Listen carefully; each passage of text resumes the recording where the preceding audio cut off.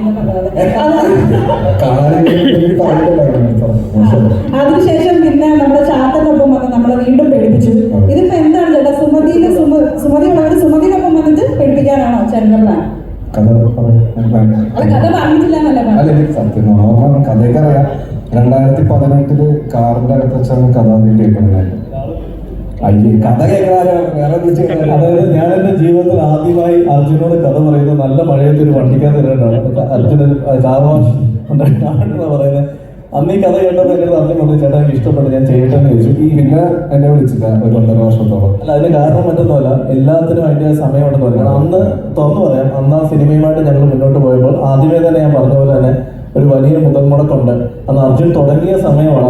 ഞങ്ങളെ വിശ്വസിച്ച് പ്രൊഡ്യൂസേഴ്സ് വരുന്നില്ലായിരുന്നു. പക്ഷെ ഇന്ന് അർജുനെ ആയാലും ഞങ്ങളെ ആയാലും വിശ്വസിച്ച് പ്രൊഡ്യൂസേഴ്സ് വന്നപ്പോൾ അതിലൊരു ഏകദേശം ഒരു 6 വർഷത്തിൻ്റെ ഗ്യാപ്പ് വന്നു. 6 വർഷവും ആ കഥ ചെയ്യാം എന്ന് ഡെയിലി നമ്മൾ മെസ്സേജുകൾ സംസാരിച്ചുള്ള ആളാണ് അർജുൻ. പിന്നെ ലാസ്റ്റ് പടത്തിലൂടെ കെട്ടിപ്പിടിച്ച് സെറ്റാക്കി.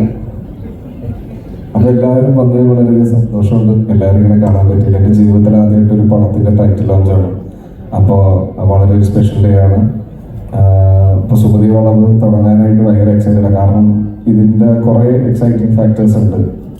അപ്പം അത് വഴിയെ പറയുന്നതാണ്. ഇപ്പം കൊളാക്കാനുള്ള രഞ്ജിൻ ചേട്ടൻ കൊളാക്കിയവരെ ഇല്ല, കുഴപ്പമില്ല. ഞങ്ങൾ നേരത്തെ ഒരു വട്ടം അനൗൺസ്മെന്റ് ചെയ്തായിരുന്നു തിരുവനന്തപുരത്ത് വെച്ച്.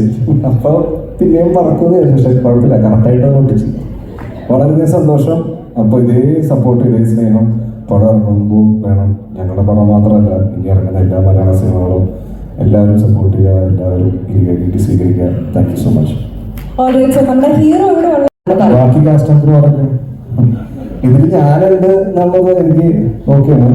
ബാക്കി കാസ്റ്റ് അത്ര നമുക്ക് അവരെന്ന ഓരോരുത്തരായിട്ട് വേദിയിലേക്ക് സ്വാഗതം ചെയ്താലോ? ഇപ്പൊ ഡയറക്ടർ ഉണ്ട്, റൈറ്റർ ഉണ്ട്, പ്രൊഡ്യൂസർ ഉണ്ട്, മ്യൂസിക് ഡയറക്ടർ ഉണ്ട്, ഹീറോ ഉണ്ട്. കാസ്റ്റിലേക്ക് അഭിലാഷം വിളിക്കും. ഞാനിപ്പോ എന്റെ ടീമിനൊന്ന് ഞാൻ വിളിക്കുകയാണ്. നമുക്ക് ഇപ്പോൾ എന്റെ പടത്തിന് ഇപ്പോൾ DOP ചെയ്യാനായിട്ട് മാളികപ്പുറം വിഷ്ണുവായിട്ടായിരുന്നു. ഇതിന്റെ പക്ഷേ ഞാൻ ഒന്ന് തമിഴിൽ നിന്നൊരു DOP കൊണ്ടുവരികയാണ്. അദ്ദേഹം ലവ് ടുഡേ എന്നുള്ള സിനിമയ്ക്ക് ശേഷം ലവ് ടുഡേ സഭാനായകൻ ഇപ്പോൾ വിജയ് സേതുപതിയിൽ ഇറങ്ങാൻ പോകുന്ന മഹാരാജ എന്ന ഈ ചിത്രങ്ങൾ ചെയ്ത DOP ആണ്.